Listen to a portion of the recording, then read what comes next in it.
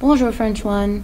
Today is all about describing how well you do activities. So we're not just going to say I like the activity, we're not just going to say how often we do the activity, but now we can expand and say whether you really rock at that activity or not.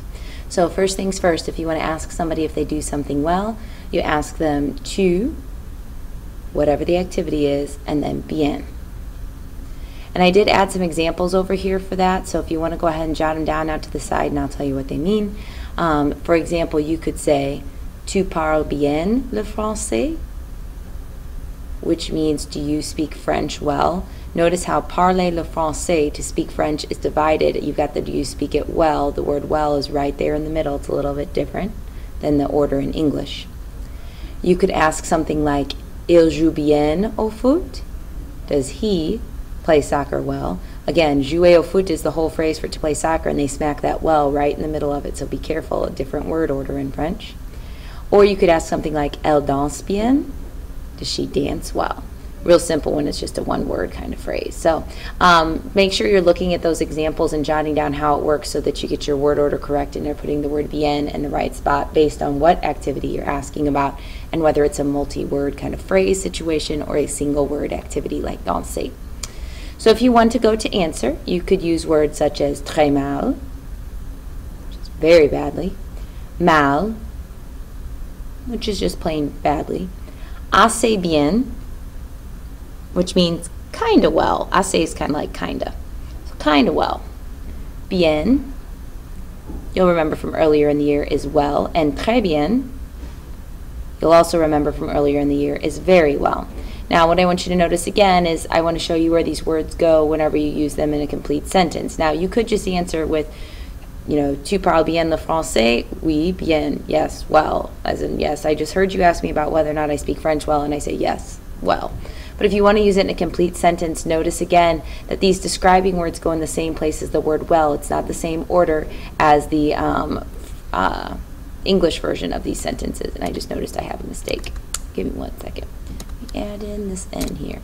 All right. So if you want to say that you speak French well, oui, je parle bien le français. Again, the bien goes in the middle of parler le français. If you want to say he plays soccer pretty well, il joue assez bien le foot. Again, the pretty well part goes right after the playing part. And if you do have just a single word kind of verb, elle danse mal, she dances badly. Another thing that's going to come up in this section are some conjunctions. Conjunctions, remember, are words that connect two clauses. So it's words like but and or in the French language. Because when it comes down to it, you might want to be able to ask somebody, do you like this or that better? And asking about what kinds of activities they like to do. So this is not necessarily talking about how well you do something, but it's also kind of an extension about how much you might like something. So just to remind you, if you want to ask if you prefer something or something else, you use tu préfères, and then you fill in the two items and use the word or in between. So like the example I have down here, tu aimes mieux danser ou chanter. You'll see here another way of asking, do you like better dancing or singing, as in do you prefer to dance or to sing? I could have just as easily asked tu préfères danser ou chanter. They both mean the exact same thing. If you don't want to narrow the person's choices and you want to leave it as an open-ended question, quelles sont tes activités préférées? Means what are your preferred or favorite activities, and that's an open-ended question. Now when people go to answer those kinds of things, if they have multiple answers and they want to comparatively speak, they'll use things like conjunctions, the words but, and, or. The word but is mais, the word and is et, and the word or is ou. So when you come down to these examples, if somebody says, tu aimes mieux danser ou chanter, do you like to dance or sing better? You could use something as simple as je préfère danser. But if somebody gives you something a little bit more complicated, quelles sont tes activités préférées? What are your preferred activities? And you have a long list of things, you could use the word and to say things like j'adore lire et nager. I love to read and swim. Just to give you a better idea of how this can all work out to make a more complete and in-depth conversation, I've got a sample conversation for you here. I recommend that you write down on your paper what these things mean out to the side, just so you can see how this would really go in a real conversation, but it's kind of your choice. I only put it below because I ran out of screen space over here to the right, so how you do it is up to you. First things first, S1 stands for student 1, S2 stands for student 2. So let's say that the first student walks up to the second and says, J'adore jouer au baseball. They're saying, I love to play baseball. To which the second person might answer back, Tu joues au baseball régulièrement? Well, do you play baseball regularly then? To which the person might say, Oui, souvent. Yes, often. So maybe they want to know some more details. Tu joues bien au baseball?